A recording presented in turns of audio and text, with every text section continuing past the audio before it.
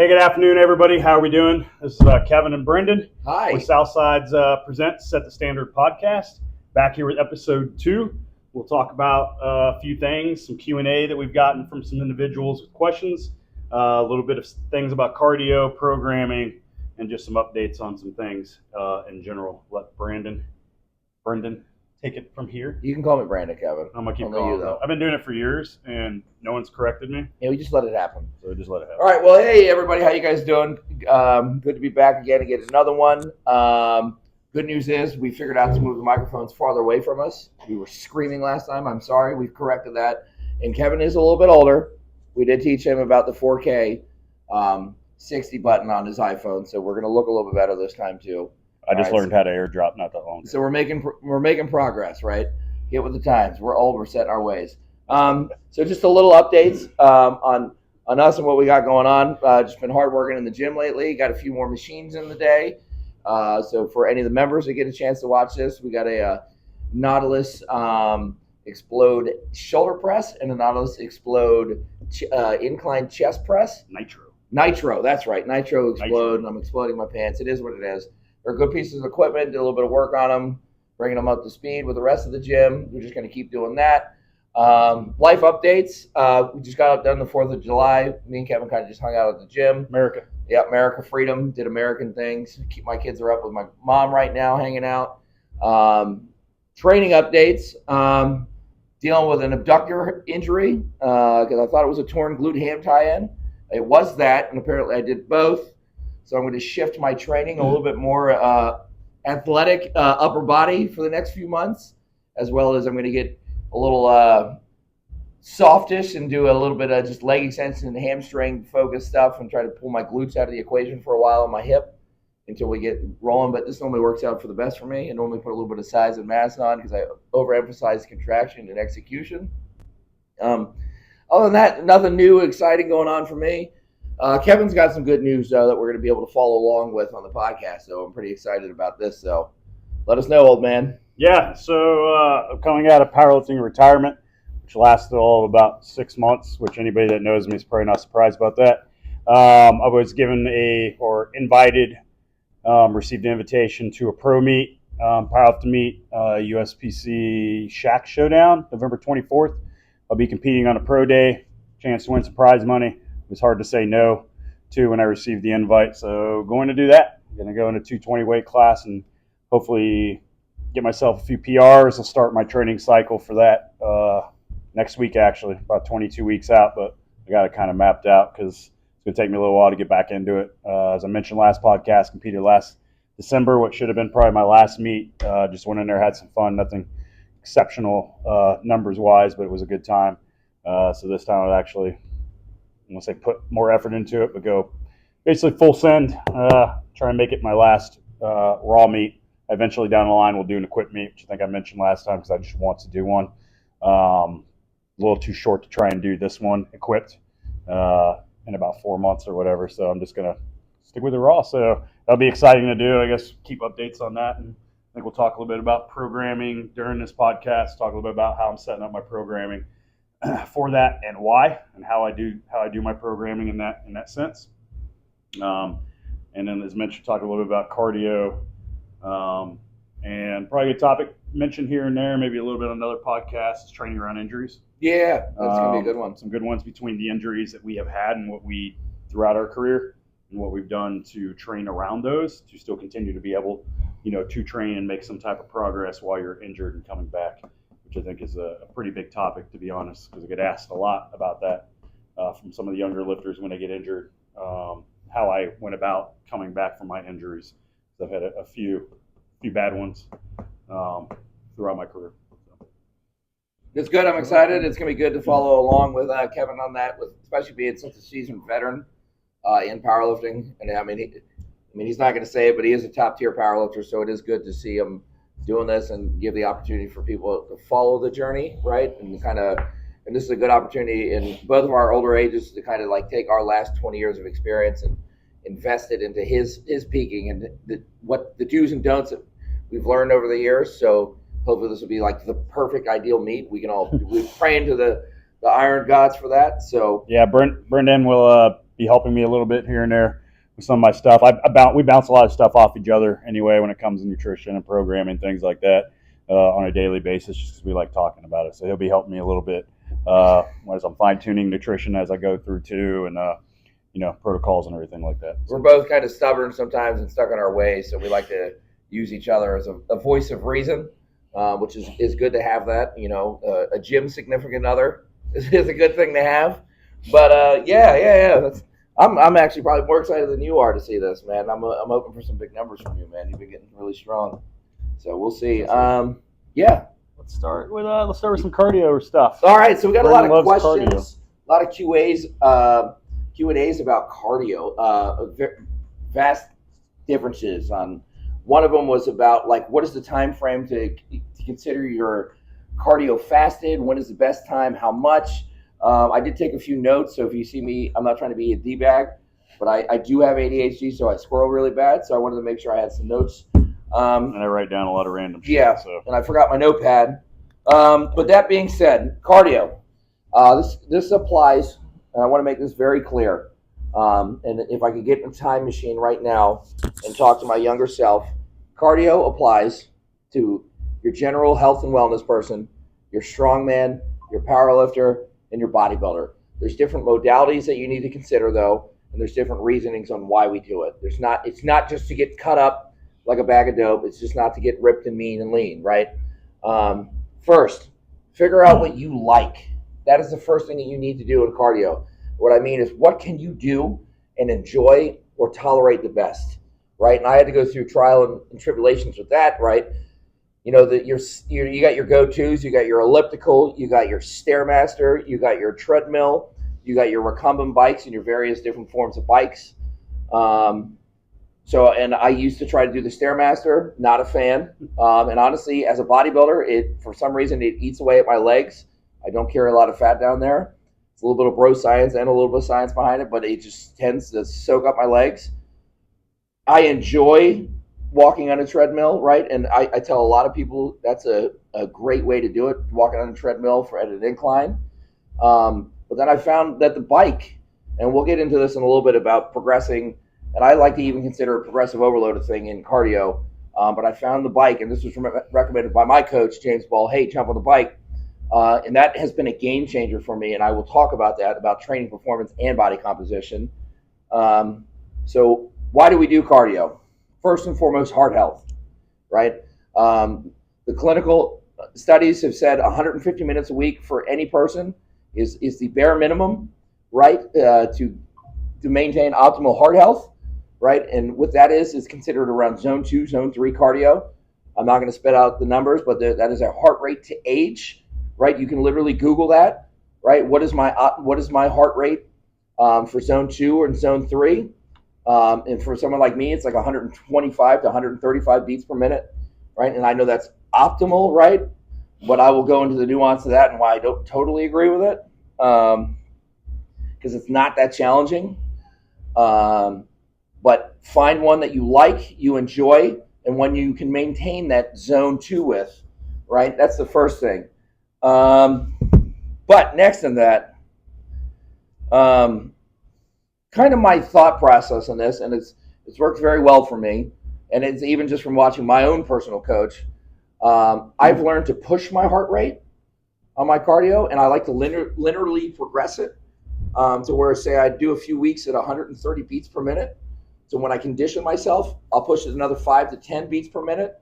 And I typically do a linear progression like that until I can hold it to between 150 and 160 on a cardio modality that does not beat up my body, where I know I recover and I feel like I'm not eating away at my legs. And why do I say that? One, I know my heart's doing better. I like to track my resting heart rate. When I was a powerlifter, my resting heart rate was like 90. It was terrible. I was very close to a heart attack. And now when I can maintain cardio between 150 and 160 for 30 minutes, I know my resting heart rate is typically between 50 and 55 beats per minute, just hanging out, right? And that means a lot for overall heart and internal health. So I want that. But the biggest thing, and this is especially for my bodybuilders and my powerlifters and my strongmen, gym performance. can be hindered so bad by the cardiovascular system. And that the gym performance that I'm talking about is for your hypertrophy, is where you make your real gains, right? And I would say 90% of the time, I could walk up to a powerlifter or a strongman. This, I would say a moderate to a high level. I'm not talking about the elite of elite, and say, hey, I need you to do a 20 rep on the hack squat or the squat. And typically their lungs give out before their quads do, right? And that's not what we want. We want the muscle to fatigue and give out. But if you're able to maintain that elevated heart rate, you're going to be able. That's going to carry over to your weight training and your hypertrophy training and the times that it really matters, right? So I want you to think about that. Like, am I challenging myself enough on the cardio to where I'm able to go harder in the gym? If you're able to push harder in the gym due to your cardio, the end result is going to be much better, right? And not on top of that, when you learn to push your cardio and get the heart health better, your metabolism is inevitably going to get better, right? And then you're going to be able to eat more, which who doesn't want to eat more? And you're going to get leaner. There's so many added benefits from just doing that 150. But that 150 is typically just for heart health. But now when we're talking about body recomposition, you're talking anywhere between 150 to 300 minutes a week. And that's just for a regular person trying to get aesthetically more pleasing. And then you get to the high end. My last prep, I think I was doing 400 to 480 minutes a week cardio, getting ready for the show, right? But at that point, I was not concerned totally about all the gym performance and all the muscle building. At that point, I was trying to focus on gym performance and the way I looked, right? So at some point, I had to find middle ground. I'm not going to go too much into that, but because now I'm going to move into the next part of that. What we were asked a lot about was fasted cardio, right? I did forget one thing. Sorry for my ladies out there. Modalities of cardio and the time of cardio is a little bit higher, right? Because you don't have as much. The average woman is not as big as the average man, right? So you don't have as many calories to play with, right? Because even with a caloric deficit, you're even doing a linear progression with that. You're trying to get somebody in a caloric deficit to change their body composition, right? So in the females, you have to play with cardio more, right? Because you play with a little bit of food, play with a little bit of cardio, and kind of progress them as you go along, right? And it sucks because you don't have as much food to play with, right? I might have a female that's in a 2,100 calorie based diet while I'm on a 4,600 calorie based diet, right? You only have so much to pull from. So those numbers go up much higher over time. So I just wanted to hit that real quick because I almost forgot for the ladies. Before fasted, let's talk negative effects potentially. Okay, let's go. So if you look at, when he mentions, the amount of time that it takes to do or how much you should be doing in a week, roughly based off, at least literature and so forth. And again, everybody kind of has their thing. My cousin actually hit me up on Instagram, the other day asking a cardio related question. Sliding in the DMs. And from, but no. Somebody that doesn't do a lot of cardio, how should they ease back into it? So for me, I'll just kind of put what I had told her. And I think this plays a big part into the strength athlete. Let's just say, just start walking 10,000 steps a day. Yeah. Maybe 5,000 if you haven't done anything in a long time, or you don't ever, and then increase it to like 8, then increase it to 10. And that's like, just do that. Just steady state walking. What I mean by negative effects it can have for someone that doesn't do a lot of cardio and conditioning of a strength athlete, for example, and just starts doing a shitload of cardio right off the bat, like starts doing like 200 minutes a week or something like that at, a little bit higher because they're like, I need to get, a little bit healthier, I need to get some better conditioning. That drastic increase in the conditioning can have a negative effect on the strength levels. Yeah.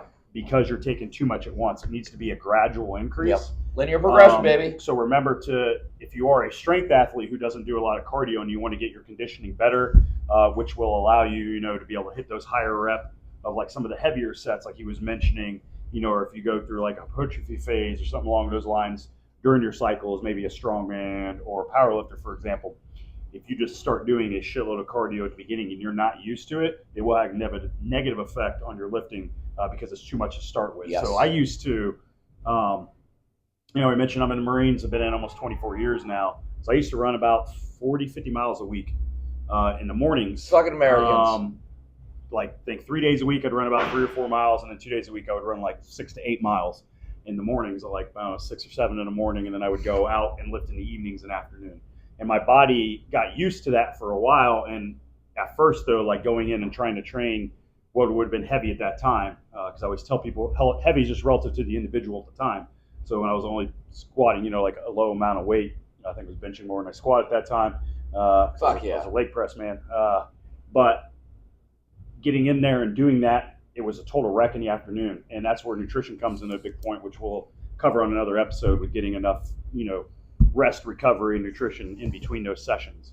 But going out and doing your cardio as a strength athlete, if you were going in the morning and do long runs like that, or do sprints, something intensive that actually affects your body the same way as like training does, or resistance training does, it will be the same as almost going to the gym 2 times a day.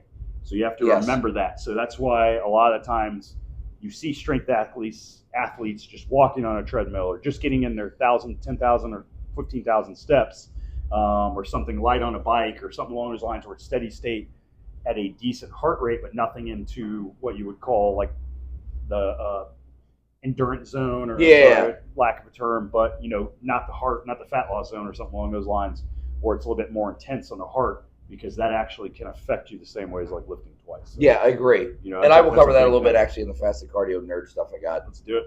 But I highly agree with Kevin on that. That is a valid point.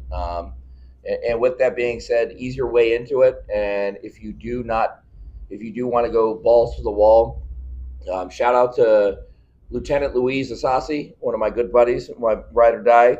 But do not jump into it. Remember, you're doing different muscle groups and you haven't done it in a long time. Don't think it's a good idea to go out there and just start sprinting. Right, take your time into it, ease into it. I'm not a big fan of sprinting, honestly, for any strength and conditioning, because of it's extreme. But if it works for you and you recover for you, do it. But don't get out there and do that, because that is a good way to tear a muscle or to pop an Achilles if you haven't done it in a long time. So work your way up to things like that.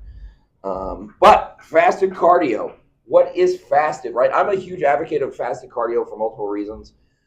There's a lot of different opinions in literature that it does work, it doesn't work, whatever. I'm a proof of body of work, right? It has worked for me. It has worked for people I know. I'm not a big fan of it necessarily, but I can talk about that. But I will, perfect. And it's good to have a difference of opinion. So fasted cardio technically is 8 to 12 hours since you've consumed food. But with that being said, there is a variance for somebody with a faster digestion and metabolism, which is considered 3 to 6 hours. So some people can get with that. But what I do say, right, and this is backed by nerd science, is if you do not have the ability to do that, right, what I do recommend is trying to find that 3 to 6 hour window. But caveat with that is 6 to 8 hours away is how far out from your weight training you should be doing your cardio, and why. We'll stick cardio and resistance training should be 6 to 8 hours apart, right? And why is that? Because when you do weight training, right, you are elevating and I'll talk about this down the road as well when we get into recovery and building muscle, is when you are doing resistance training and you're building up all those good old metabolites in your body, in your muscle groups, your body's also releasing and producing mTOR, right? And mTOR is, I want to make sure I say this right, is short story is your body signaling muscle growth and proliferation, right? So that during that time frame that you just worked out, your body was just told it's time to grow. It's time to use the nutrients in it. And doing cardio post-training can actually reduce mTOR, which then inhibits your body from being able to utilizing the nutrition and all that good fun stuff, and feeding those metabolites. And the other reason I preface with don't doing it pre-training either is your goal is to exert all your energy into the weight training, right? Into your resistance training. So if you go and kick your ass for 30 minutes, 40 minutes prior to weight training and then come in, do you think you're going to be able to execute the same intensity throughout an hour to 2 hours of, we'll say 45 minutes to 2 hours of resistance training?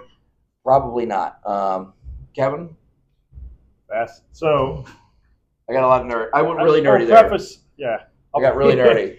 I'll keep it simple, but I'll preface what I said earlier. I'm not necessarily a fan. I'm not a fan for a specific reason, and that's mostly personal. And I think that also deals with why you're doing it. So if I was to do something where I'm trying to really cut down, like what Brendan does for the bodybuilding stage, or if I was to do a bodybuilding show, which I plan to never do, like my cookies We'll get too you out much. there. But I do it because in general, the amount of calories you're going to burn over the week is still going to be the amount of calories you burn over the week, and the amount of calories you take in is still going to be the amount of calories you take in. So it really doesn't matter as far as like you necessarily, will you burn more fat doing it fasted or burn more calories doing it fasted than you will not. I think there's some debate to that, but I do it more for like a warm up for me. So. Okay. In general, if I'm trying to get so much cardio in a week, it's mainly to keep my conditioning up, my cardiovascular level up. Because like my resting heart rate now sits in the low 50s on a normal day. So I like to just ensure that I have pretty good conditioning, which definitely helps with my lifting, depending on what I'm doing, and my recovery for sure. So when I do it, I like to do it right before I lift sometimes. But he's a calorie in, calorie out. My cardio, yes, very, very much so. But my cardio is like a Stairmaster for like 15, 20 minutes at a very slow, I wouldn't say slow pace, but a very moderately slow pace. So I don't do anything extreme or crazy, and I don't go very long. It's about 20 minutes at a time. And then my off days, I'll go in and I'll do longer duration. Maybe it's like 45 minutes or something like that, walking, or just trying to get my 15 or so thousand steps in, depending on the day. Some days I hit like 20,000 because I'm just busy in general, outside of just trying to hit it. So I don't like doing it fast because I don't feel like I need it, because the purpose that I use it for is a little bit different than the purpose he uses it for. And in general, like you mentioned, like calories in, calories out, I'm still going to burn, let's say, 30,000 calories a week, and I do 5,000 or 500 calories of cardio in a day, or 500 calories cardio in a day. It's still going to burn 500 calories no matter if I do it faster, no matter if I do it later in the day. So that's why I can't really say I'm a fan, but I'm not necessarily against it. It's just for different reasons is what I really mean. So I think it kind of depends a lot of times on what you really want to do and whether you want to do fast. When I was younger, I definitely liked fasted because it was more, I was running and jogging and doing more intense cardio. And, when you're lifting and when you're doing stuff, your digestion slows down a lot. So going and eating a meal and then going and trying to do sprints is not usually a good idea. You end up like throwing up or feeling like shit the whole time. So when I'm doing more intense cardio, I definitely like to do it. For me, it's more of that like 3 to 4 hour time frame. Yeah. I don't need to wait in the morning. I seem to digest everything and have a pretty high metabolism. So I'm able to do it in that 3 to 4 hour window normally for me and feel completely fasted, because I'm usually starving in about 2 hours after I eat. So that's really my view of it, especially when it comes to that fasted cardio portion of it. All right, got it. I do have a few things outside of my nerd mumbo jumbo reasoning for some of that stuff. I do have some other things I would like to preface with that why I believe in fasted cardio. I'm saying a lot. I really sound like Dave Ricks on the Elite FTS podcast. Anyway, We love you, Dave. He's a legend, so he gets his respect. One thing is, I really have a huge thing with fasted cardio for instilling a new lifestyle into someone, getting somebody set to that standard, right? Because transitioning to a new lifestyle is not the easiest, and getting someone in a routine of things, I think, is a very great thing to do. Is, hey, get up, drink your thermo, plug there. I like to use raw burn, but get up, drink it, go get your ass moving, man. And to me, that really gets those people stay started that are really trying to change their lifestyle. And into that mental health, it's a great clarity to start the day, right? I get a form of, was a cyclist high or runner's high when I'm on the bike. So, and some people get the same with their modalities of cardio that they like to do, right? It is good to start off on a positive note, right? Champion mindset. I do agree. Like, view cardio first thing in the morning, you feel much better throughout the day. See, yeah. Faster or not, doesn't. Yeah. It wakes you up and you get your body moving and you get that high start the day, and it usually definitely helps you become more productive from that that's from personal experience. Yeah. Anybody I've ever told or seen do it. And the other reason I like to do it is, and it's either or. It depends on where you're at in your life, right? In your journey of fitness. So I like the fasted cardio in the morning or early AM cardio as well, because one, there's two things I've noticed personally, and a lot of my clients and just people in general are able to go fasted and do cardio, and are able to withstand their hunger signaling gets better, right? So they're able to, for some reason, a lot of times when I do fasted cardio, say I'm on a diet or a cut or whatever, one of my guys are, or ladies, it seems to be easier to not eat until 9 o'clock. I actually feel the opposite. But that's what I was going to say, though. When I do any cardio in the morning, I am starving all day, and I feel like I could eat twice as much as I could on a normal day, for me. Yeah. But in rebuttal to that, that seems to be better for my everyday wellness people, right? Lifestyle people. But I get the opposite with a lot of my larger competitors. They actually get the opposite of with the drive for hunger, like signaling, right? Which is even better when I got somebody that's force feeding. Yes. So, and that's kind of the difference where there's two hats are being worn, where I got somebody that's force feeding right now, and they seem to be getting hungrier post fasted cardio. And then I got the people that are dieting, or let's say starvation mode, because they're getting ready for a show, right? And they seem to be able to hold out even longer. It seems to be both opposite of the edge of the spectrum tend to experience one of those, right? Beneficial for both. Yeah. So it seems to work out for either one of those scenarios, right, where it's an added benefit. So that's why I'm another huge advocate of it. I mean, if you can't, there's that time management. Kevin expressed his opinion on it, but I'm really nerdy, right? So I do like to keep that cardio away from weight training because of exertion of energy and also because of the mTOR signaling. But, read it, see what works for you, right? Because not everybody is the same. There are people that have different genetics and are able to do different things, right? So I preface that as there's more than one way to skin a cat, right? So different things work for different people. So don't forget that. You want to try the different ways, right? See what outcome you get, right? And then you might end up with something better from one of the different execution methods, right? So don't rule anything out. Never come up with your own method for yourself. And even if you are a coach as well, come up with a method for that particular person, right? Because there's different layers to the cake. Yeah, I actually like when I do it before, it's because I enjoy the pre-exhaustion portion. Okay. And it's when I'm doing more of for me, it's when I'm doing more of my off-season. Yeah. Not necessarily strength building for most part, size building, mass building, hypertrophy phases. I enjoy doing it before as more of a pre-exhaustion type thing, because I feel really warmed up when I do that. Again, it's not very intense and it's short. When I am strictly, as I get into this prep for the competition, it will, if I do it, my cardio will be done usually in the morning or at a longer time frame in between, just because I don't want to be pre-exhausted prior to like a heavy squat or something. Makes sense. I want to see if you kind of exercise the same mentality. What about cardio on lower days? Leg days? Lower body days. Yeah, lower days. So I actually enjoy doing 10, 15 minutes, maybe tops. Okay, that's not bad. Lower body days. Again, it's very light. If it's on a bike, it's like a slow roll. I'm not pushing it. I'm not probably even getting up to a significant heart rate. It's more of a warm up for my joints as I've gotten older. So your heart rate's not even high. So you're saying it's more usually I'd be lucky if it hits 110. Okay, so the blood's just pumping. Yeah, blood's just pumping. Okay. So for me, and this is why, as I've gotten older, and I got to the mid 30s into my 40s now, my early 40s,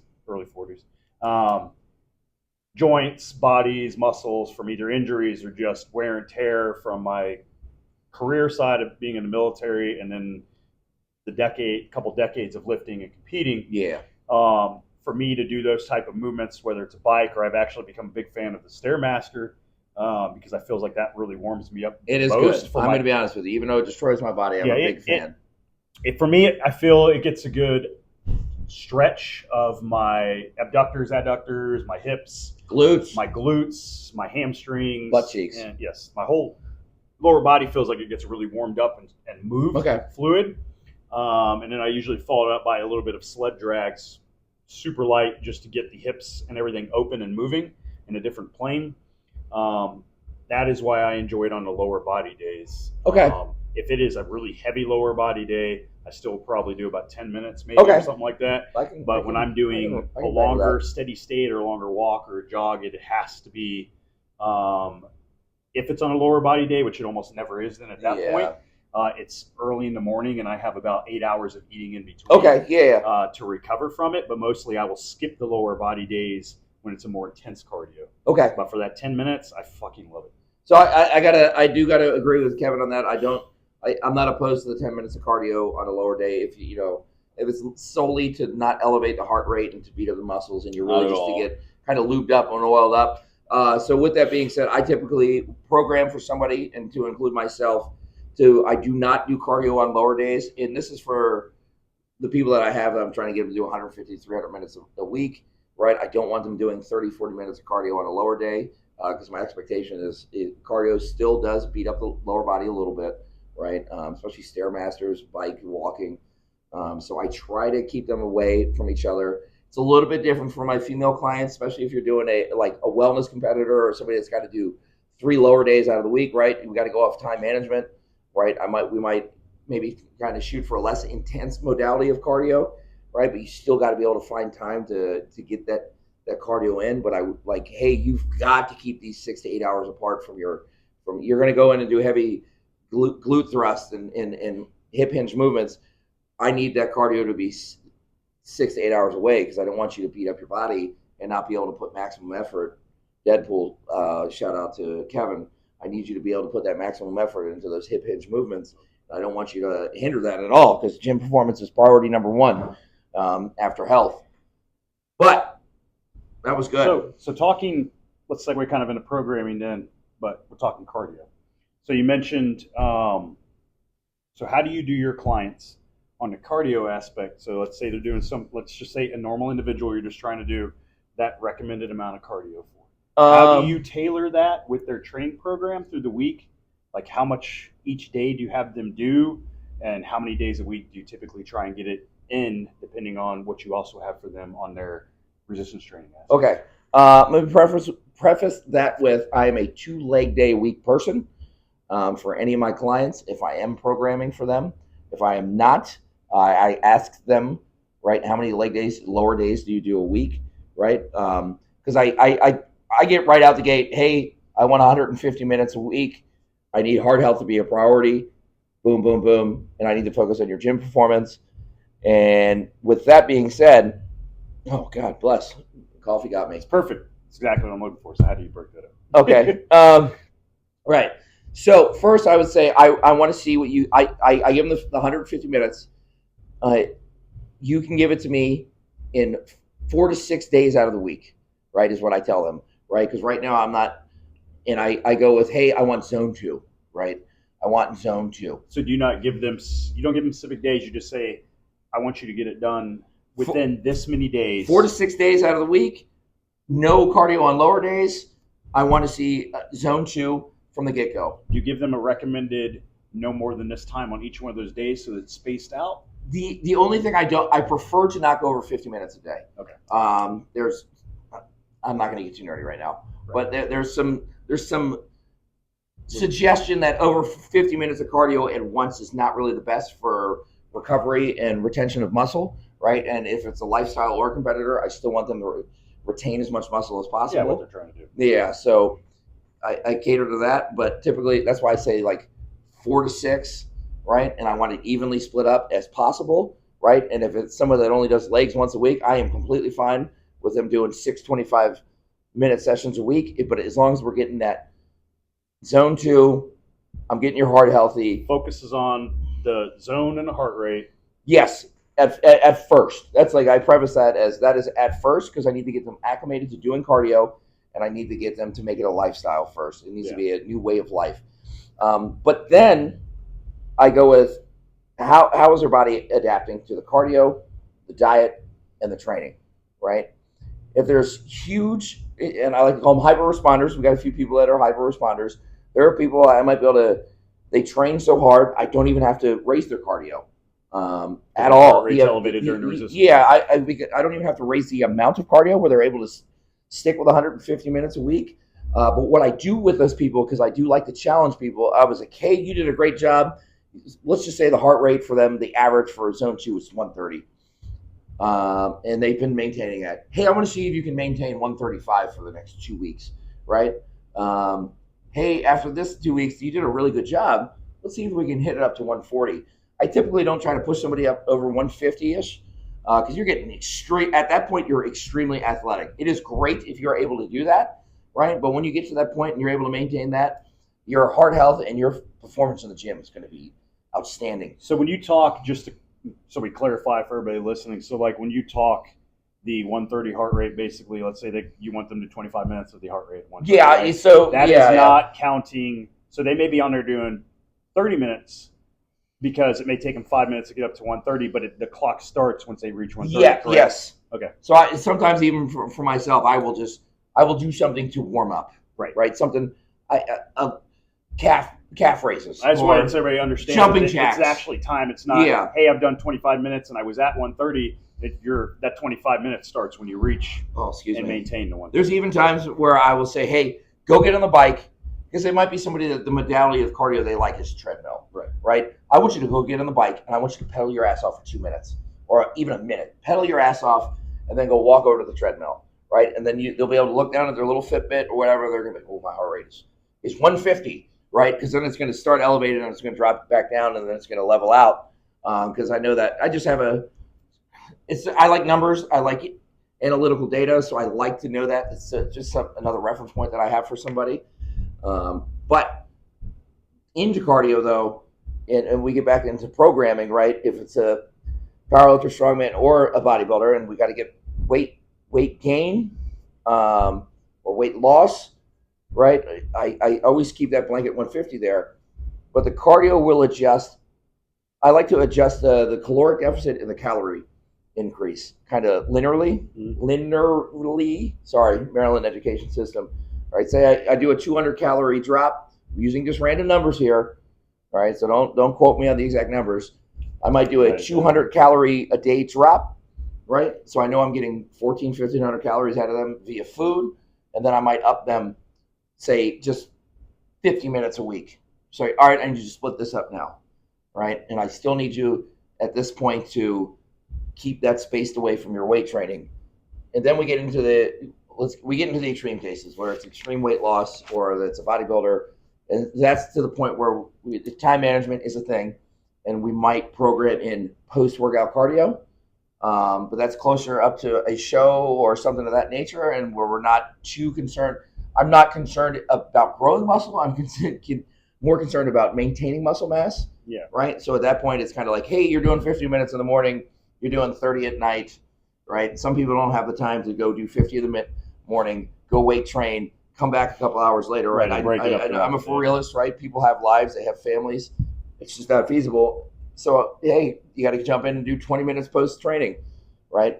But I'm going to have you sip on some EAAs or something during that, right? Because I want your body to have some form of nutrition. And I'm not going to get into the intra-workout and all that right now. I'm about to. We will cover that at some point. Yeah, we'll go there soon.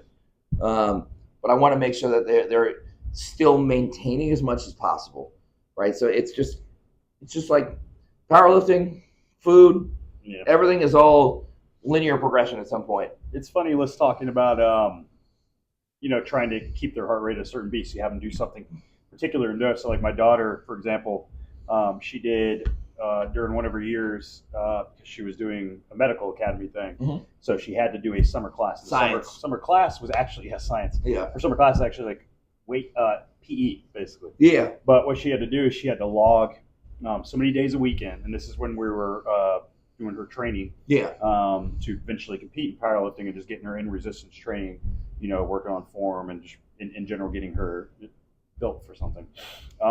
She had to maintain a certain heart rate for a period of time, and it was logged. She had to wear the watch and it would be logged, and if she didn't, it would actually count against her grade. So what we would do is we would start with prowler pushes to get her heart rate up. Yeah. And I would get it usually about 20 heart rates, 20 beats more than what needed to be maintained. And then what I would do is I would modify and move around our timing in between sets, rest periods, to make sure we maintain that heart rate for her the entire 45 minutes, because she had to Yeah. maintain 45 minutes. So we would constantly, it was a fun experiment to do a lot of adjusting constantly with either the weights or the amount of reps or the rest periods in between, to watch and have to monitor, because it would go down over time from Yeah. not doing that, to keep it at that heart rate. And sometimes, like if we were about to finish the workout, show like 3 minutes, we would do something else, like a conditioning thing, such as like tires or another prowler pushes or I hate something, tires. which she hated because she would have to do it, but just to get the heart rate back up to maintain it. So it's very interesting to do those type of things and see how that works with the decline, and how to keep it Yeah. at that specific rate, because it is a work in progress to keep, once you get your heart rate there, to try and keep it at that rate without having to go up and down, up and down, up and down, up and down, which could be have its negative So, effects. and I'm not going to go into the weeds in this one, but that is another modality of where you can adjust your training in regards to energy expenditure. Yeah. Right. You can shorten up rest breaks. Right. You don't want to get them too short. Right. Because you still want to be able to put your all in your sets. Recover. But you can shorten. Hey, I'm going for 5 minutes to 3 minutes. So that is another opportunity to keep your heart rate elevated. Right. And even you can get conditioned at some point when you become a higher performing, let's say, and you're doing hypertrophy, right? You could really build up some good conditioning, even just from strength training. It's actually what I do with Doug most of the time. Yeah, well, Doug needs it. You need it, Doug. You need it, Doug. I love you, and you love Modelo's, but you need it. But I do want to. I don't want to. I do want to say that I agree with Kevin in these steps.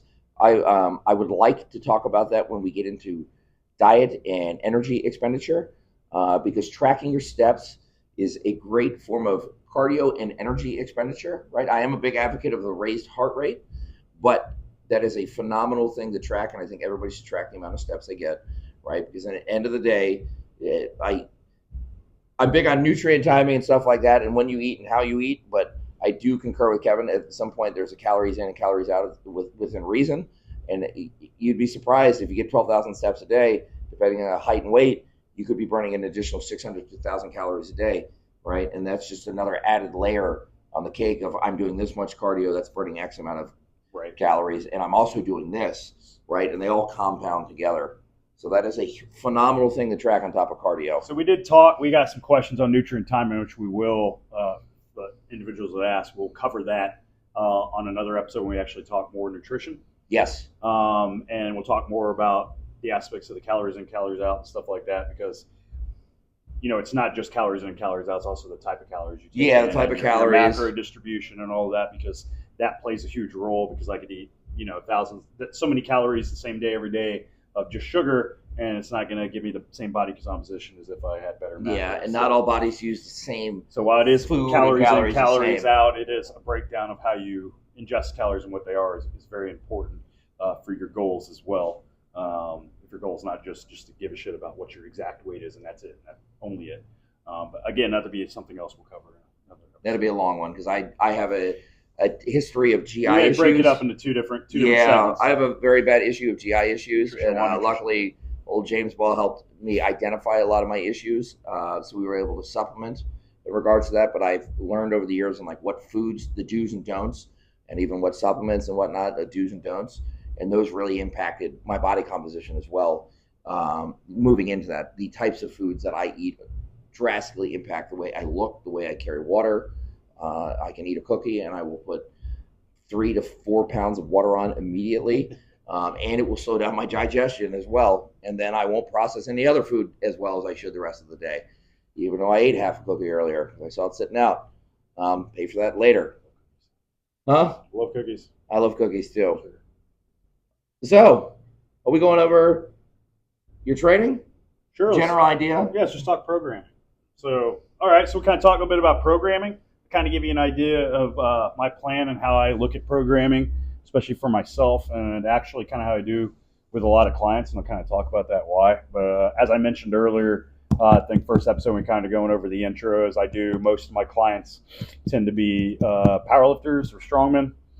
For the most part, I do have a few, let's say, more lifestyle individuals, but I do kind of train them sort of the same way, and I'll talk about why I do that. So I love all styles of training. Grew up most of the time, like I said before, the most of it was the bro split type thing, or more of a hypertrophy style training. It's called a pro split now. Pro split, so more of the pro split, where hitting a different body parts each week in a little bit higher rep ranges, a lot of drop sets, cluster sets, myo rep sets, things along those lines. When Thanks, Dr. Mike. For growth. Yep. Because I had a lot of stuff out of the muscle fitness.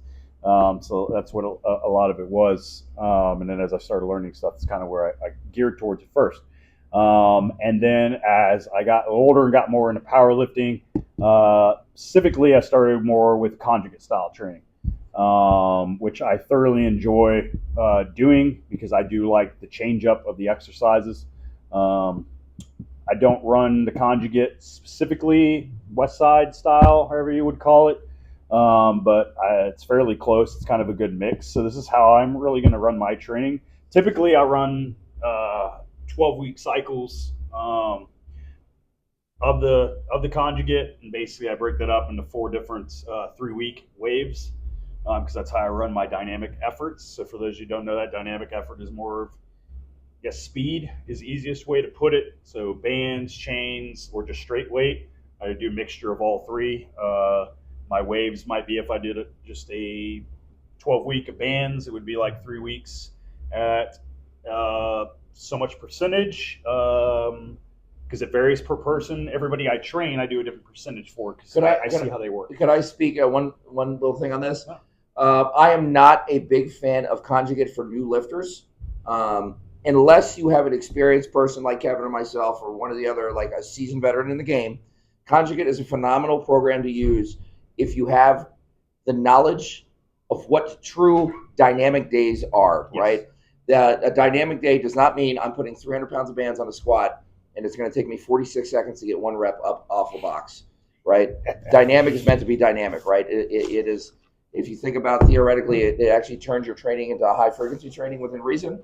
Right? But you have to do it right. So conjugate done right, make sure you educate yourselves. So I don't want gym members to hear that Kevin's doing conjugate, and I don't want everybody to misinform themselves and come in here and max out on a heavy double one day, and then 6 days later come in and heavy double with bands.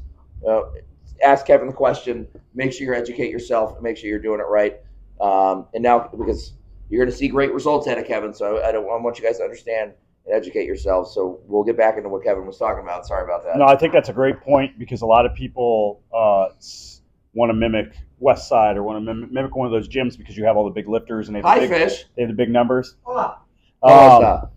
Special guest. You can't see him right now. Yeah, he has his shirt off. His shirt. Yeah, he's no nudity on this show. I do not have my shirt off. All right, but so a lot of people see that and then they obviously want to try and mimic it. Yeah, they don't agreed. Understand it. So I have started individuals new to training on conjugate, but again, that was because I was very familiar. And you're under supervision. I'm under my conscious because it was my daughter, for example. She started conjugate. I wouldn't say right off the bat. We kind of worked with form and stuff first because she had never squatted a day in her life or benched a day in her life or any of that stuff, and she wanted to power lift. So we just started with basics, and it didn't take long for her to figure it out because she was already a very athletic individual. And had spent, over a decade doing, figure skating competitively and other stuff like that. So she had a basis of strength and mobility and pretty good form, and she's a good, quick learner. Yeah. So it was very easy to do that. And then I started conjugate very quickly with her. And then one of the clients I teach now is currently doing conjugate for the first time too. But again, it's always under my supervision. They don't lift without me.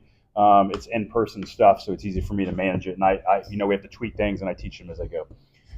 But yeah, so I usually run it in those waves where I'll do, let's say, for me, I always, as I've gotten older, I lower the percentages. So I actually do what would be considered probably a little bit less of a normal dynamic. I will lower it down to like a 30, a 35, and like a 40% over my 3 Fuck, you are getting old, man. A very low percentage. But I agree with that. I do this. Yes, I do this with my training partner / a guy I coach, and he seems to respond well to it as well when it comes to recovery from the heavy days and the max efforts and the amount, because I will push the accessory portions and Can the you do me a favor supplemental real quick, exercises. Fish? You tell me if it's still recording. Hi, cameraman Fish. Oh, we should still be recording. It's running high def. Oh, It's good to have Still more recording. involvement with Fish too. It's Yeah, Red. Point oh eight or point eight. But we got to show Yeah. our actual personalities every once in a while. oh yeah. Thank you, Fish. Thank you. There you go. Shit, where's it? Oh, yeah. So I like to run it that way because I feel like it's recoveries because I agree. really push my supplemental and my accessory work a little bit harder than most individuals do. I feel so. That's why I like to keep that. My dynamic's more of a warm up, and it's more of a recognizance of form to just continuously work the form for me. So, but what I do is I change the band tension every week. I might go with a mini band, and I'll go with a monster mini, and I'll go with like an average. So you band even or linearly progress the I literally bands. progress the bands. Oh, I like it. And if I'm doing straight weight, then it's just linearly progress the straight weight by 5 or 10% each week. But typically, I run a linear progression of the band tension. Okay. And then, like the next 3-week cycle, I usually don't increase my training maxes. I just increase the percentage I use, and I re-wave the band tension. Okay. And that seems to be very effective for myself and for a few others I've done. Other people, I have to increase their training maxes every so often. I'm not always a fan of increasing the training maxes after every single cycle, which a lot of people will do. They'll do like a 3 or 4 week phase, deload, and then they'll increase the training percentage. I don't always think that that's a good idea, just personally. I feel like just increasing the percentages of your current training max and just keeping that for a longer period works. So for this cycle, I'm going to change it up a little bit and doing 2 8-week cycles. I'm about 20 weeks out starting next week. This is when my training cycle starts. It's like a bodybuilding prep. Yeah, very close. I typically like to do 12 to 16 weeks out for a meet prep for myself because I like to split up and do 2 with a little deload in between. I don't run a deload about every 3 or 4 weeks like some people will do. And most of the time you just run a deload if you need a deload. If you don't need one, you don't need one. But typically I will insert one in, especially as I've gotten older because it seems to benefit me. So I'll run an 8-week cycle, and I'll actually run my dynamic efforts on a 4-week phase. So basically doing 4 of them total. So I'll run 4 weeks and linear progress that, and then I'll restart again and run another 4 weeks and linear progress the dynamic effort. For max effort, which typically goes up to high reps of whatever you can get for 3 or a single. I typically run mine up to a single, which this first phase, when I'm really getting back into it, I run it up to triples. And then once I work several weeks of triples, then I do start going to the singles. But I progress it up because not doing heavy in a long time, which it's been since December, since I've really gone heavy on barbells, anything, is why I'm also going to cycle it like that. But I like the 3 weeks, and I'll do that, or the 3 reps. I love conjugate too because of the exercises. They'll change the exercises every week. However, as a beginner, you can run exercises on conjugate for a lot of times the same exercise each week. And you just progress from like a top 5 reps to a top 3 and then to a single of the same exercise and then wave it again for 3 weeks for a lot of beginners. I typically do start beginners, some of the people I've trained with, just switching exercises every single week, which is very uncommon most of the time for individuals, at least to my knowledge, and everybody I know that either runs conjugate or has done conjugate. And that's just because most of the people I train enjoy the differences. They enjoy the change of doing a different exercise, the excitement of trying something new every time. I will wave the accessories in for a long period, which may be anywhere from 4 to 6 weeks before I change them, unless I need to change them sooner. And I do that as I find out their weaknesses or if I figure out weaknesses. So right now, like my weaknesses, I'm not afraid to say them, are my quads. I feel like I've done a lot of work to them over the last year, but that's usually been my sticking point because I'll usually stick on a deadlift at the bottom, which is a lot of times your quads, because once it comes off the ground, I usually always finish it. For my bench. I want to interrupt real quick because I've been getting this question from a lot of our younger viewers and members. The deficit deadlift, I get a lot of questions about what should I do for my lockout of my deadlift. I'm throwing in. We discussed this the other day. Yeah, I was thinking about the conversation we had. I'm going to throw in deficit deadlifts. Just caveat before Kevin keeps going on to that is the deficit deadlift is not meant for your lockout. I will nerd it out slightly, but think about it when you get into a deficit deadlift, right? Your knees are farther driven forward, right, to be able to get down to the bar and your hips are lower.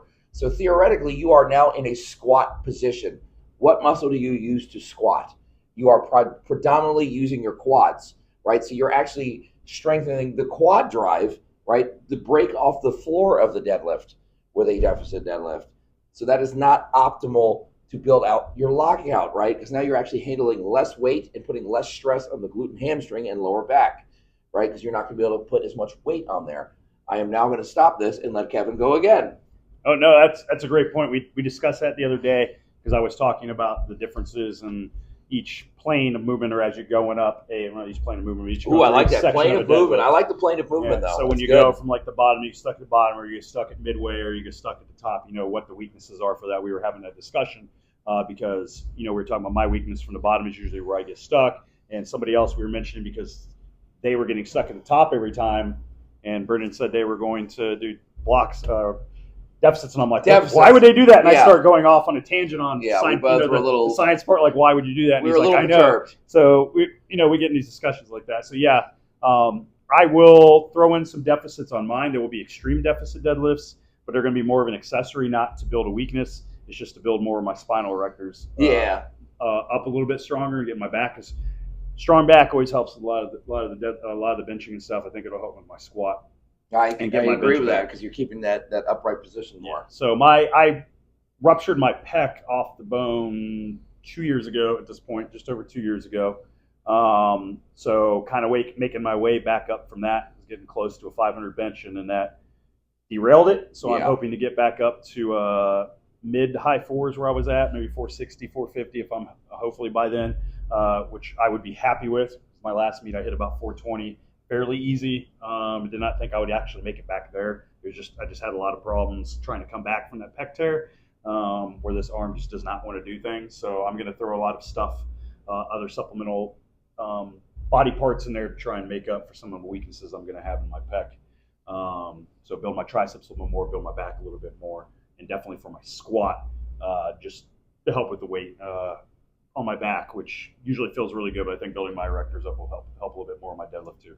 So that's why I'm going to build those in. But typically I will do a lot of other movements because a lot of quad-based movements to kind of work my deadlift a little bit more, but not really deficits. So I'll run that 8-week cycle, do the 4-week dynamic phases, throw in some new accessories in there that I haven't touched in a while. And one day, my max days will be brutal. They're going to probably only be about 4 exercises total, but they're going to be very heavy, CNS intensive. Yes, very. There's a difference, hitting your nervous system, which is one of the things I think I meant to mention when we talked about the cardio portion of it. When you're doing the sprints, you're doing the high stuff. It's more CNS driven, so that is why it kind of affects you the same as as lifting or resistance training. So it's harder to recover from and do them both together. So like doing the sprints or doing more intense cardio and then lifting, or even in the mornings and not resting or eating enough in between, your nervous system won't necessarily recover. So you're kind of hitting it twice. And then my dynamic days will be more hypertrophy bodybuilding style. So I hit a lot of reps, but they will be, I won't say failure, but some will go to failure, some will be close to failure, or I'll stick within that 2 to 3 rep and reserve range, because that's where I feel I'll get the most beneficial, at least for me, out of. So that's how I run it there, where some individuals get a little bit more beneficial being 5 or so reps away, or doing failure a little bit more often on exercises. I am not a fan of going to failure to everything all the time, which some people are. I don't think it's beneficial for every exercise, but it has its purposes. Then I'll run about a 2-week deload, which kind of works out because my training partner is going to do the amateur day the day before on Saturday. So it kind of works out for him on that as well, just because the timing of it, because he has a little surgery going during that time, so it gives him a few weeks to recover from his minor surgery. Then Get well soon, Doug. Yep. And we'll run another 8-week cycle after that and increase it a little bit. And then I have a couple weeks off, and then I'll do the meet. So I'll kind of run it 4 days a week is how I typically do. 2 max effort days, 2 dynamic effort days. I kind of rotate them and keep my dynamic lower on like a Saturday, for example, because it usually takes the longest, especially when I'm going heavy. And again, I enjoy the max effort days too, because some days I may feel like shit and I still only get I'm doing bands with chain squats and I only got like 500, and then the other days I'm doing over 7. So it kind of just depends on the day. But for me, the the max effort is more of the strain and getting under the weight of what you can do that day, not actually a weight. I do want to increase if I redo an exercise once or twice to do that, but typically I will have. Guess who? We got a member here. Hello. So, as long I don't usually cycle in since I'm only doing 16 weeks. I'll probably cycle in the same exercise maybe twice. Yeah. So there won't be a lot of that to try and worry about trying to get PRs off of that. And then I'll usually throw in a 5th day, which we were talking about the other day, and it's going to be more of some extra shoulder work and arms because I typically don't train things that benefit the press. I don't train my biceps very often, and never really did specifically. And my triceps I do, but I'm going to kind of move some of that to an extra 5th day, and that's going to be more high reps, just good pump. Also, I like doing that because I get a lot of blood flow in there, and it helps me personally with recovery in between my heavy and my light days when it comes to the upper body, especially with the pec tear coming back from that. Yeah. But programming in general, I usually do conjugate for most individuals. I'll walk my way through it. Sometimes I will go to a block for an individual if I feel like they need more time, especially if they're a beginner power lifter, they're a beginner lifter, where they're going to get more time under the same bar, a squat bar all the time or a bench bar. Instead of doing something where you're using like a buffalo bar or safety squat bar more often, they don't get under a normal bar, so they don't get used to actually the meat stuff they're going to be doing at a meet. Specificity is the term. Yeah. If you're not, so since I'm so used to it after doing it for years, and other individuals have, I can do that. I feel a lot of times that gets covered under dynamic work for me, and dynamic work for some of the individuals that I use that might do it at the beginning, but most of them are not planning on competing anytime soon. They're just trying to get into it and just build some strength and then think about it later. So they get enough of that technique work on a dynamic days for me. Yeah, and I will waive them that way without the bands and chains, and that will just be straight weight for them. That way they get that work without having that accommodating resistance that might throw off getting adjusted to using the normal stuff. So that's just kind of how I'm going to run my program. And I'll start Monday, and it'll go up until about 2 weeks out, and then I usually take about 2 weeks off for me. It seems to work really well now at my age. Yeah. I'll talk a little bit about how I do my programming it's similar actually within reason in regards to how I have myself and for others done a powerlifting peak, and then I'll tie that into bodybuilding. Right. So for me, I'll do backward. We'll talk backwards. Unlike Kevin, I'm going to talk meet up to meet, and then pre that. So for me, I normally do a linear progression, 6 to 9 weeks out. I normally have an idea of what somebody's capable of, and I have an idea of what I can get them to. Right, so I will program something based off of working maxes, but I will drop them down to about 3 to 4 days out of the week training with a linear progression. I'm very big on specificity during the peaking phase, right? So I probably won't have you away from a barbell when it comes to compound movements and the squat, bench, deadlift. You will be on a barbell for 6 to 9 weeks. We will have numbers planned out, adjust accordingly, and I am very low volume during a peaking. I might actually have you squat 2 to 3 times a week, depending on what kind of athlete you are. But it is 1 set, 3 sets, 2 sets, maybe 3 sets. So you're really only squatting 5 total sets. So almost like doing one day. It's 1 day split up due to recovery, and I'll go over some other reasons on why I program squats, high bar squats on a deadlift day to build up, right? Because I believe you get more carryover to the actual building of the deadlift from that. I do love that. Yeah, high bar squats for deadlift. Yeah, so I would big fan. I do that in a lot of peaking, even in some hypertrophy work. But in your reps are typically under 8 at this point. I would say a lot of your strength reps are 2 to 5. Your strength building movements, right? So that's kind of the gist of the linear progression portion, the 6 to 9 weeks, and the 6 to 9 weeks kind of dictates how big of a squatter or deadlifter or bencher you are, right? And how experienced and how seasoned you are. And prior to that 6 to 9 weeks, a week to 2 week deload, right? And this also goes off of experience. What kind of weights is this person moving? I gotta know that their CNS might be fried. What kind of recovery do they have? How athletic are they? And I'm saying this seriousness, like, are they athletic enough to recover in 5 to 7 days? Right? They might not need a very long deload if they are not the most athletic person. Which is why conditioning, as I mentioned earlier, is important because it helps with their recovery. Facts. And then prior to that, This could be anywhere between 4 to 12 weeks. The longer, the better in my eyes. For my power lifters, I like to do a good hypertrophy phase, depending on skill level and bar pattern and their execution of movements.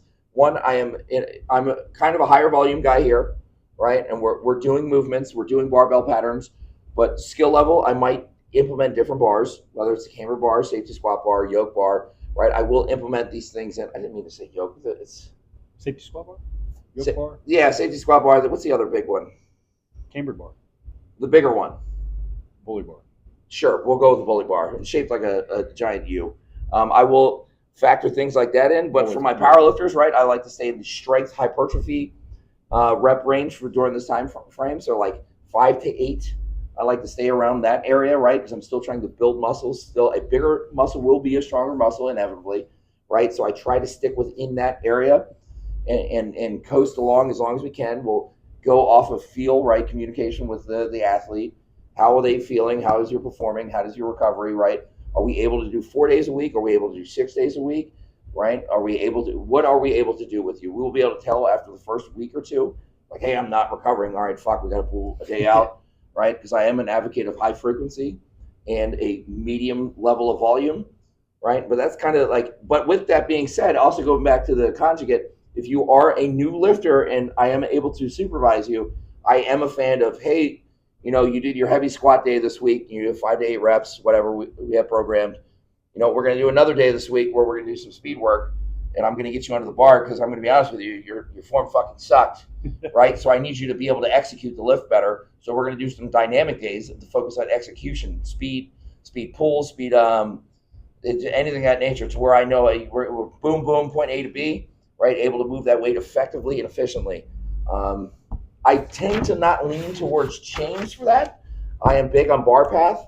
I'm not too opposed to chains on maybe a squat. Not a fan on deadlifts because they kind of will flail around and move the bar path, right? So I am an advocate of bands, whether it's pulling or squatting, kind of on bench. A reverse band I'm not too opposed to. Not reverse. What's the one I don't like? The one where the assholes can press 600 fucking pounds. It's reverse. So I like the other one. I do not like movements where you can do way too much. I like when you're going against the weight. I am an advocate of that, right? Because it's just outlandish to me to be able to put 6 plates on a bench and do it. There's no realistic play to me, and like no carryover. But that is kind of like my general synopsis in a powerlifting peak. But bodybuilding. So I will real quick. I love the reverse band stuff. You do, and this is why I only do it at the end. The last few weeks of each cycle as I'm prepping for a meet. Yeah, but you don't have it to where there's no band tension at the lockout, I'm sure. You do it right. It's damn close. That's however the implement allows me, but I like it because I get to overload to feel the weight. And what I do is I don't do anything too crazy. I usually do what my second attempt might be or what my third attempt is. I'm fine with that. So I feel it. I'm talking about the 315 bencher that's got 545 or 600. So for dynamic, real quick, before we move on to the bodybuilding, I will preface this to mention this too, though. For strongman, I do conjugate for strongman too, and I do that for strongmans. I throw in the event days, and I actually take those events if they know what the events are for the meet. If they don't, we just work the basics and do a lot of different ones, and I will rotate percentages and things and distances with that, with the dynamic work and with the max effort work. I find it works really well because you build the static strength, and then you also build the implemental work and specificity of it, but you get to differentiate between, either running it for longer distances or lesser weight percentage-wise and doing it like I would a dynamic work. No, I agree. The dynamic work, because the point is, you watch some of the old Westside videos, seen some of the stuff they talk about, or Dave's talked about on the table talk a lot of times when they had some of the guests and they're talking, their rest periods and things.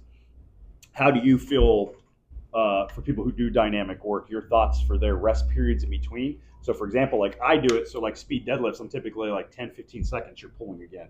And they're a bunch of singles. If I'm doing squats, it's either the time it takes to change the weights if you're 3 or 4 people, or it's 30 seconds, 45 seconds tops, and you're under the weight again to go. That's how I enjoy running speed sets in my dynamic work. What is your thought on that?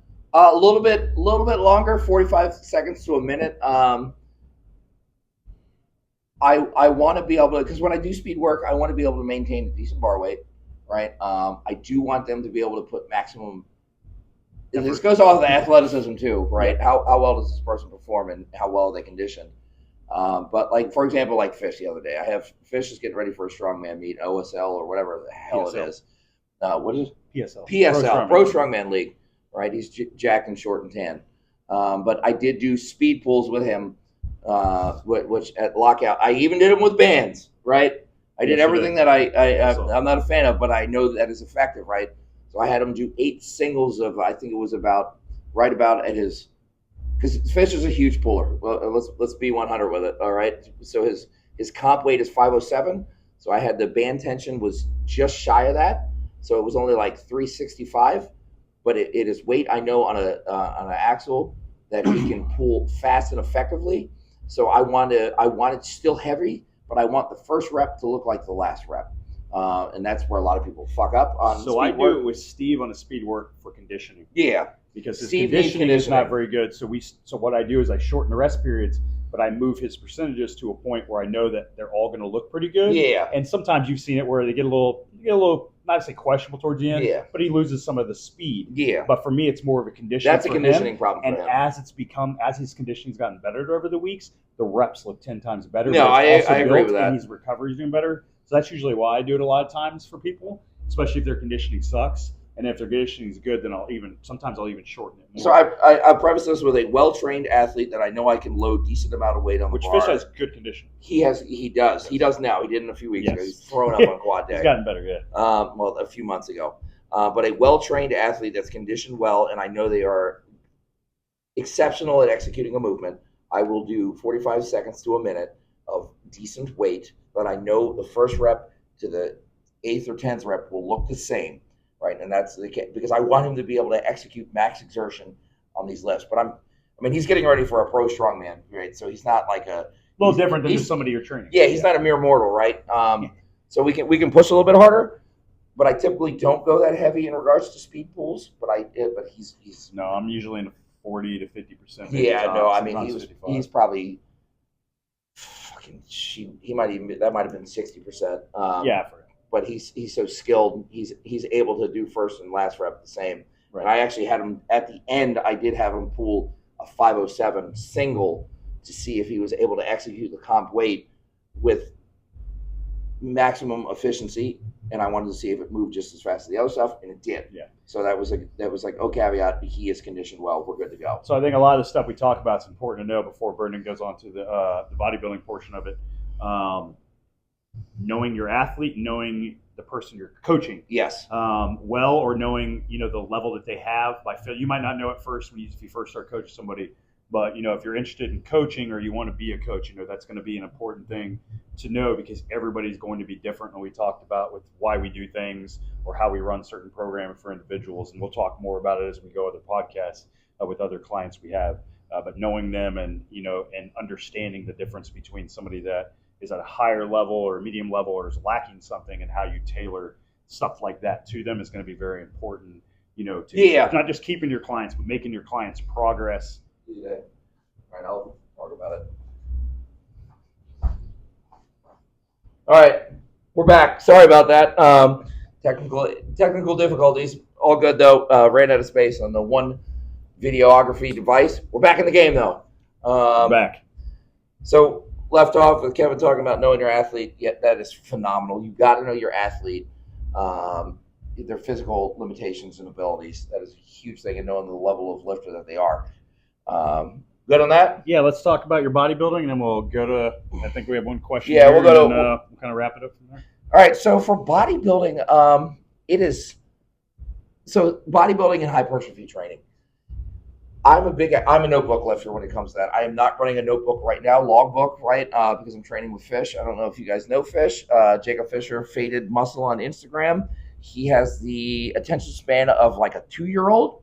Love him to death, but he would lose his notebook, logbook. So we're staying away from that right now. I film a lot of our top sets, right? Because I preface that with linear progression, right? I still want to know how am I linearly progressing on movements.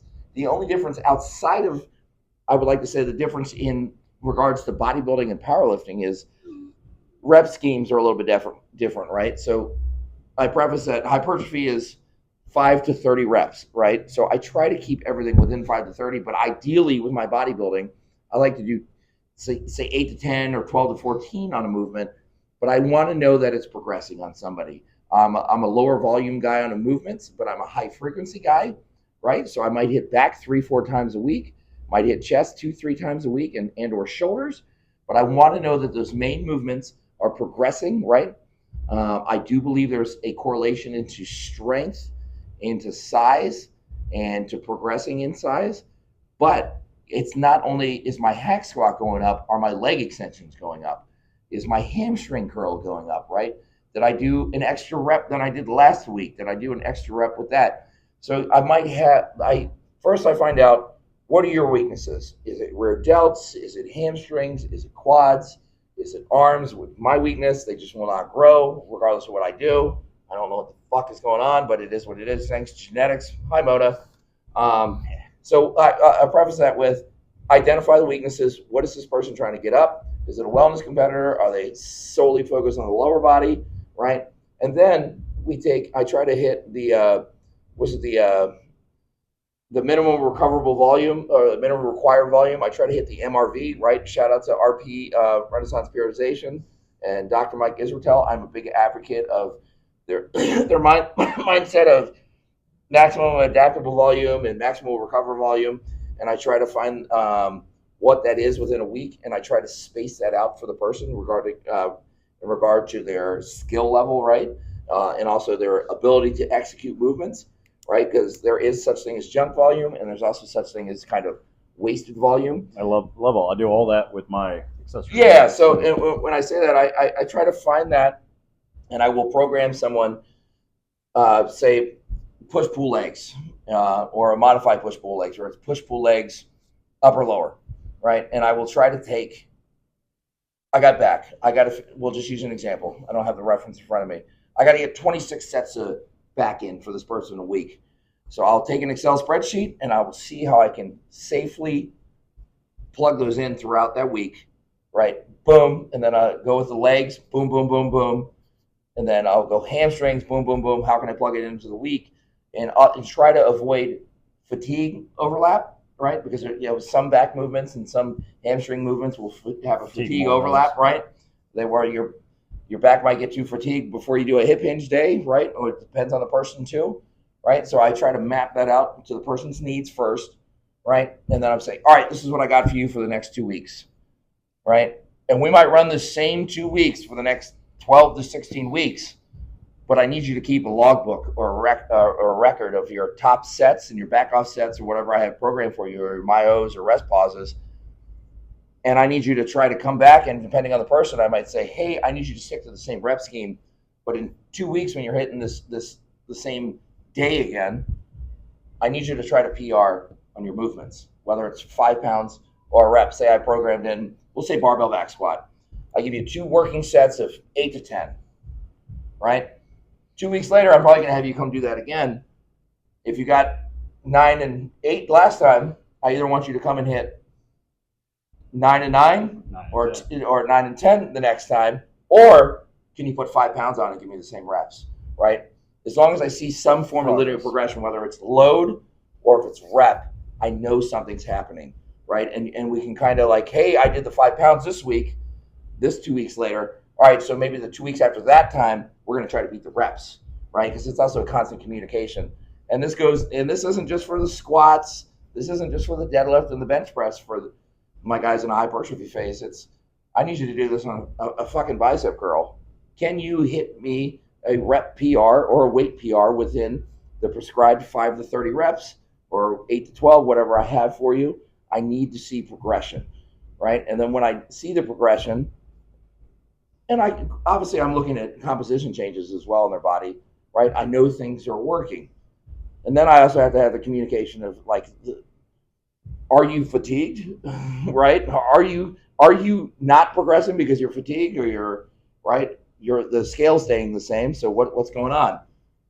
Is the scale staying the same or going up, and I don't see you progressing in the weights? I have something that I need to address, right? Because inevitably it should be progressing some way. There's linear progression in most of everything. Not all people believe in that, right? There are some people that just say hypertrophy is hypertrophy, the burn is the burn.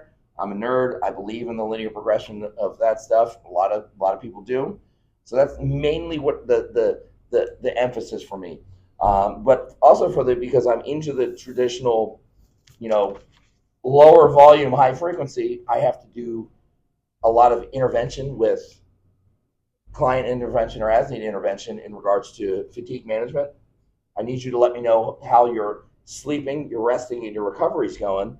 Because, hey, we might need to do a deload. Hey, we might need to pull a barbell pattern out for 2-3 weeks because you're just beating your body into the ground, especially if you're a 250-pound, prior powerlifter that's bodybuilding now or doing hypertrophy phase. Some people we train or whatever who are like construction workers. Yeah. And during the summertime when they're out there in like 90-degree heat's different than when they're out there in like 70. Agreed. So I need to know how you're performing because I don't like to pre-program in a deload and really any facet other than training, if it's strongman, powerlifting, or bodybuilding or lifestyle. I don't like to pre-program it except for when I'm going into a peak for a linear progression of strength, a strength block. I don't want to get too nerdy into the programming. So I am a logbook, linear progression, high frequency, lower volume kind of guy when it comes to the programming. But what I do want to preface that with is I think that all powerlifters and strongmen should endure those phases, right? They need to, and this is something me and you probably got caught up when we were younger in powerlifting.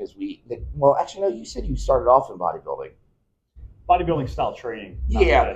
But a lot of power. So I jumped straight out the gate. I mean, I grew up training with like guys from prison, so all we did was bench press. I pull-ups. didn't do a lot of that. Mine was more hypertrophy style bodybuilding. Yeah, so then I jumped right into powerlifting from the beginning. So I neglected a lot of hypertrophy training for years and years and years. I had about 5 years of that prior to any powerlifting style training. So there you go, and you'd probably go in a time capsule too and say, hey, you need to do a little bit more hypertrophy training, right? So I do want to preface that with the hypertrophy training. I wish I'd have done more once I started powerlifting because I kind of shifted from doing that full time, like all the time, to hypertrophy. So the strength block, and then I went straight to like strength training, and it was like max out every week, max out every day. The typical stuff that most all of us older powerlifters don't do that now, and people are learning better. That's not a good way to so I do want to advocate. I wish I would have gone back and been like, hey, dumbass, keep doing it a little bit more for your accessories instead of maxing out fucking every day.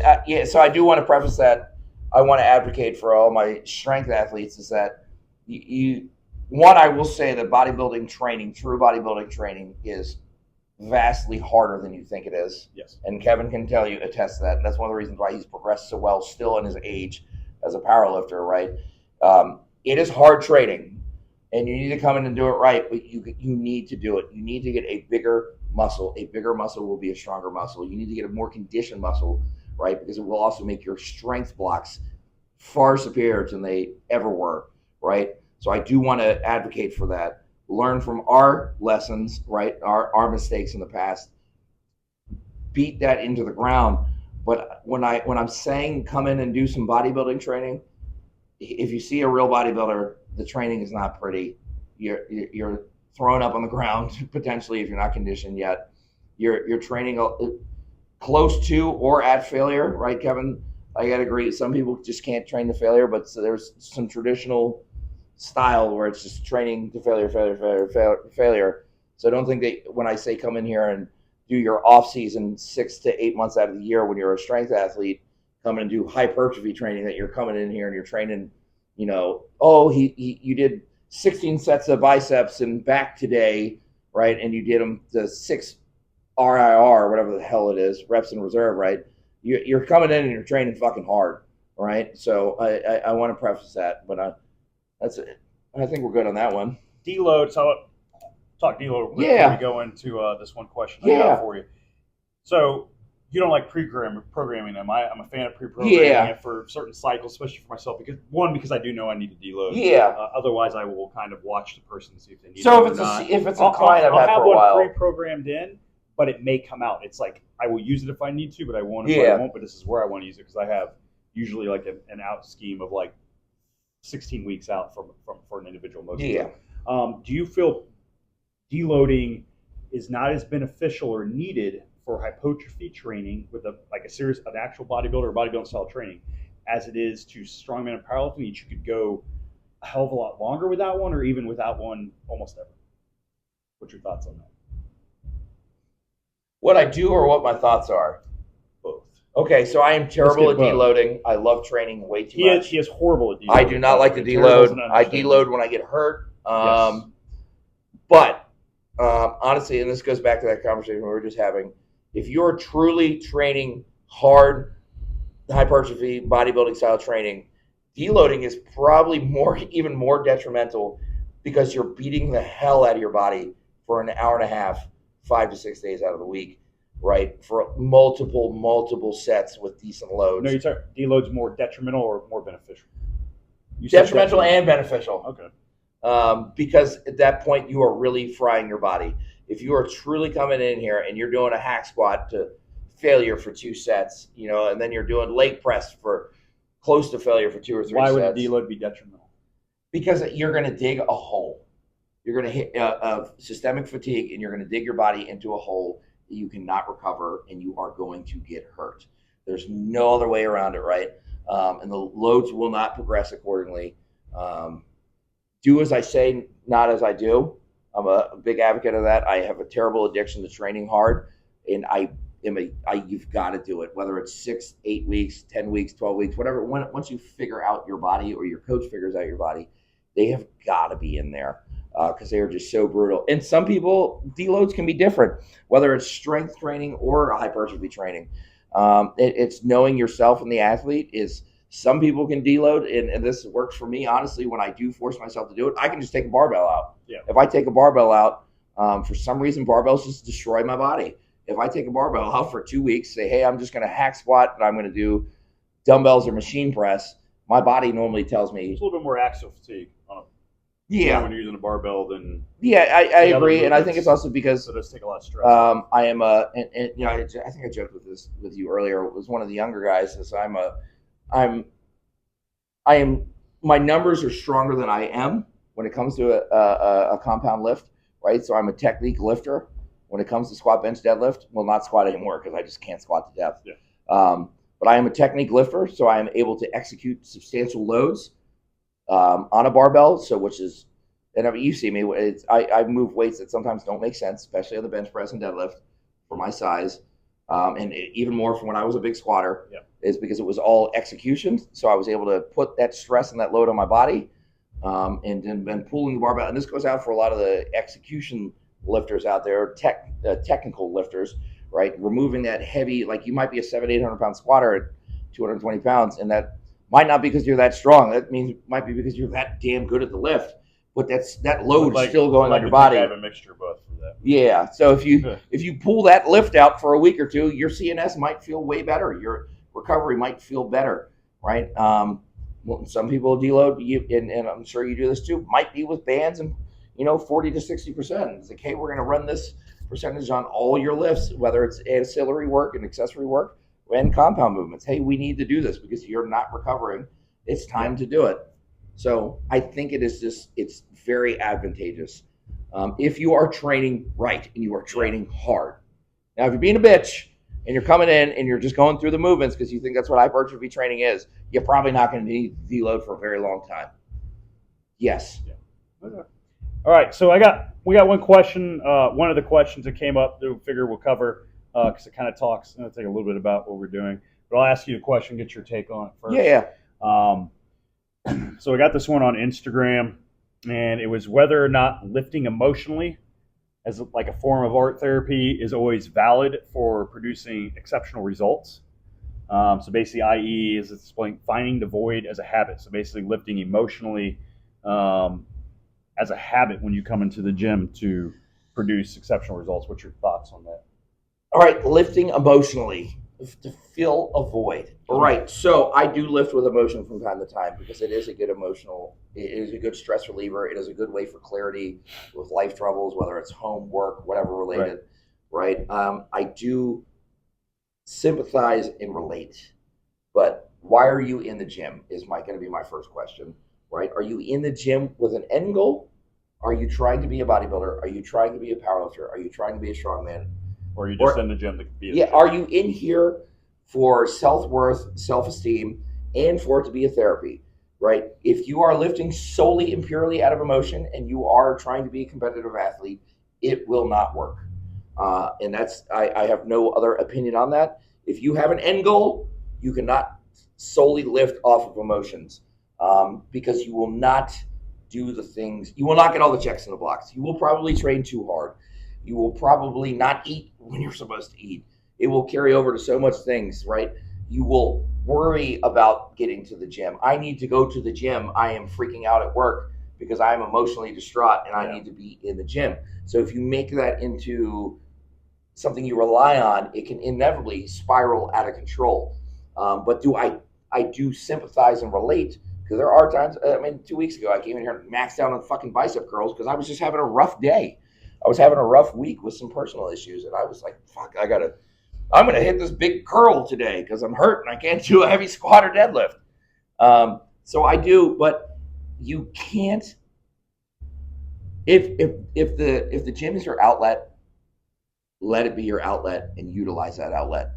But if the gym is also there for a reason, because you want to be competitive and you want to progress in a sport, you cannot solely attach it to emotions, or it will not work out, because there's already enough emotions tied up into the sport itself, and you won't be able to fully invest yourself and your time and manage training fatigue, training anything. Well, I think it will go down the drain. I will agree on the aspect of the sports stuff. I think if you are training for something particular, or set to eventually train for something particular, and you're just trying to get into that's not a good idea.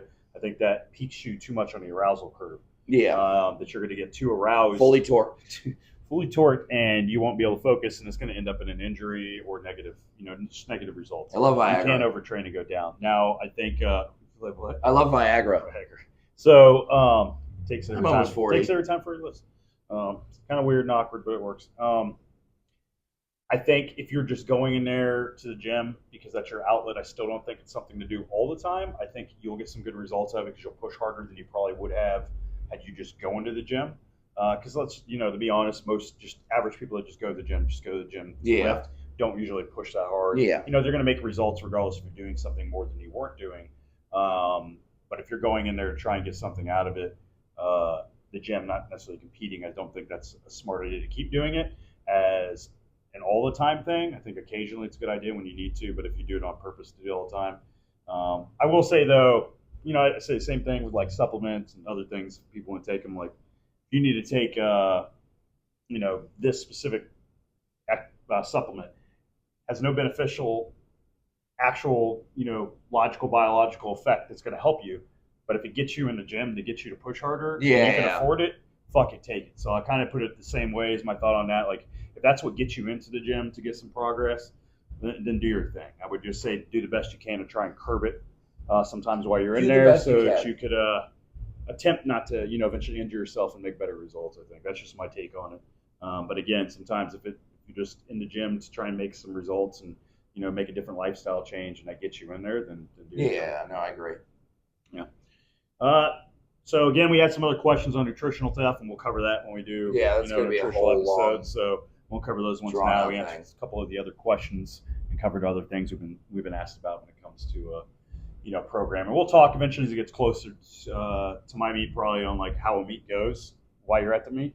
That was one of the things someone mentioned about talking about was day of show or day of meet, and how that goes and how you prep and what you do during that time.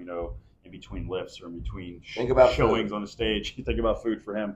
So we'll cut that's other stuff we'll cover later on. I would say at this point, that's all I really got. Well, my daughter wanted me to ask you one off-topic thing. Okay. She gave me a general idea, but I know you're an emotional, passionate guy about a few things. She wanted me to talk about the Avengers. Okay. All right. So I wanted to ask you. I'm a big superhero Marvel person. Yes. So. Did you cry when Iron Man died? No. You serious? Yes. I did. I know. So we talked about this.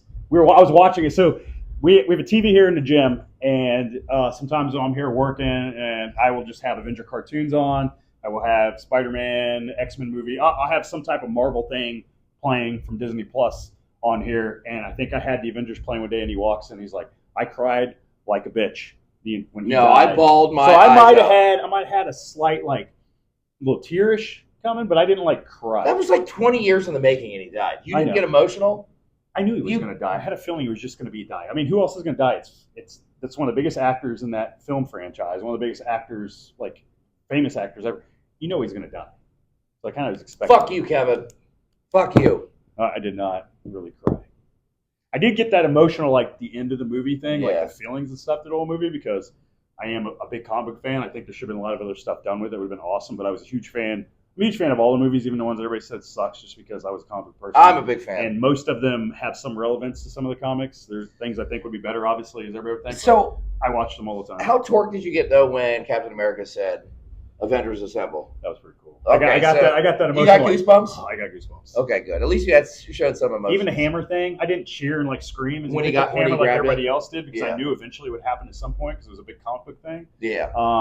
But when that happened and he had it, I was like, I'm getting the goosebumps now thinking about it. I want to watch it. I've watched it like 4 times. Good. Every time I've had a few long flights from overseas and stuff for work, and then that's always a movie that's on the airline free, and I end up watching. If I make my kids watch portions that of it. one more time, they're gonna fucking kill me. Oh, I'll watch it. You want to watch it again? Let's play it tomorrow in the gym. We'll play it tomorrow in the gym. Maybe we'll do. Maybe you know what we need to do is I don't know if you guys will like this. So one, I do want to start covering topics of like major powerlifting meets and maybe bodybuilding shows.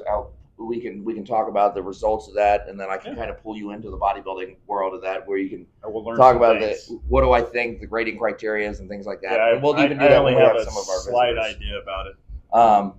But with that, also we could do movie reviews. We've got a movie coming out that Kevin's been waiting for a long time. Yeah. I already got my tickets. Deadpool's coming out, so maybe we can talk Deadpool, about Wolverine. I'm a huge fan. I have all the Deadpool comics from the first one all the way till the 2000 when I went to boot camp, when I stopped buying comic books just because I couldn't afford it. But I have hundreds and hundreds of comic books at my house still. I have every Deadpool one ever made for that 10-year time frame roughly. I think the first one was 89 or whatever when he's anyway.